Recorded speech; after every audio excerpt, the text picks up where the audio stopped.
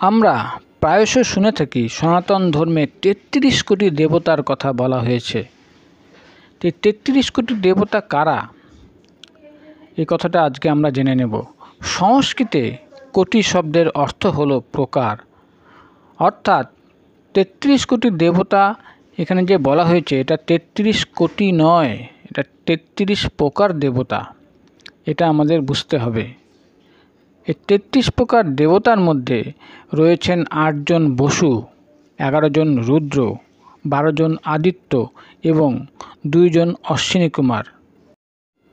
এই অষ্টবসু হলেন অগ্নি, পৃথিবী, বায়ু, আকাশ, জল, চন্দ্রমা, সূর্য ও নক্ষত্র। এবং ১১ জন রুদ্র হলেন প্রাণ, অপান, সমান, ব্যান, উদান, নাগ, কুর্ম, কৃকল, দেবদত্ত, ধনঞ্জয় ও জীবাত্মা। ১২ জন আদিত্য হলেন বিবস্বান, অর্যমা, পূষা, ত্রষ্টা, সবিতা, ভগ, দাহাতা, বিষ্ণু, বরুণ, মিত্র, ইন্দ্র ও অংশুমান।